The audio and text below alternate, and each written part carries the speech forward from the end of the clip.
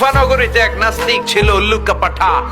সে বলে আমি আল্লাহরে মানি না, স্রষ্টা বলতে কিছু নাই। কেউ যদি আমারে বুঝায় দিতে পারে যে স্রষ্টা বলে একজন আছে, আমি তার হাতে বায়াত হয়ে আমি মুসলমান হয়ে যাব। কোন সুবহানাল্লাহ। কুফার লোকেরা বলল, ইনদানা ইমাম ইসমুহু নু'মান ইবনে সাবিত, আমাদের একজন ইমাম সাহেব আছে, নাম নু'মান ইবনে সাবিত। ওনার নাম নু'মান, কিন্তু আসলে উনি ইমাম আল আযম আবু হানিফা। সুবহানাল্লাহ বলতে পারলেন না? সবাই বলে আমাদের ইমাম এমন ইমাম তোমারে বুঝায়া ছাড়বে। নাস্তিক বলে, ডাক তোদের ইমামকে, তোদের ইমামের সাথে ডিবেট হবে আগামীকাল জুমার নামাজের পর 2টার দিকে ওই বিশাল ময়দানে ডিবেট হবে।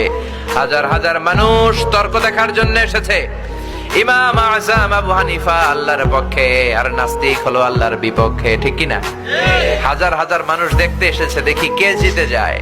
হাজার হাজার মানুষ আসলো, নাস্তিক আসলো, আসে নাই ইমাম আবু হানিফা। কে আসে নাই?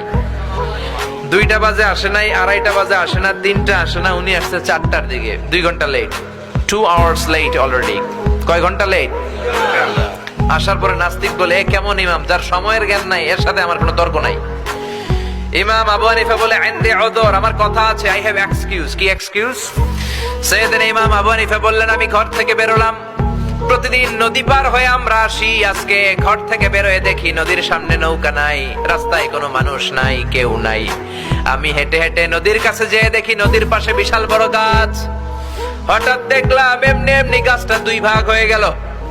এমনি এমনি গাছ থেকে তক্তা বের হয়ে গেল, করাত ছাড়া, মিস্ত্রি ছাড়া। এমনি এমনি গাছের তক্তাগুলো জোড়া লেগে নৌকা হয়ে গেল। লগি নাই, বৈঠা নাই, মাঝি নাই, এমনি এমনি নৌকা আমাকে নিয়ে নদীর এপার থেকে ওপার চলে গেল। এই বিশাল প্রসেসিংটা হইতে 2 ঘন্টা আমার দেরি হয়েছে, তো এই জন্য আই এম লেট, আমার দেরি হয়েছে। নাস্তিক কয়, তগো ইমাম ডাইল খাইছে, ডাইল।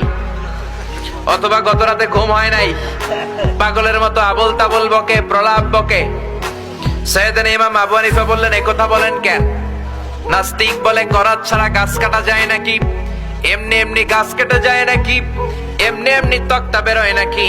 এমনি এমনি তক্তাগুলো জোড়া লেগে নৌকা হয় নাকি? এমনি এমনি লগি নাই, বৈঠা নাই, এমনি এমনি মাঝি ছাড়া নৌকা চলে নাকি? ইমাম আবু হানিফা বললেন, এই তো আপনি লাইনে চলে আসছেন, now you are on the right track, এখন আপনার বোঝানো আমার সহজ হবে। সাইয়েদনা ইমাম আবু হানিফা বললেন, এমনি এমনি তক্তা হয় না, এমনি এমনি গাছ কাটে না, এমনি এমনি মাঝি ছাড়া নৌকা চলে না। তাহলে আকাশটা কেমন করে এমনি এমনি হলো? জমিনটা কেমন করে এমনি এমনি হলো? পাহাড় পর্বত মহাবিশ্ব কেমন করে এমনি এমনি হলো? আল্লাহু আকবার। এই যুক্তির সামনে নাস্তিকের আর কোনো যুক্তি নাই। নাস্তিক কয়, তাই তো, আসলেই তো আমি একটা উল্লুকা পাঠা। এতদিন পর্যন্ত আমি এইভাবে চিন্তা করি নাই, আমি তো এরকম ভাবি নাই।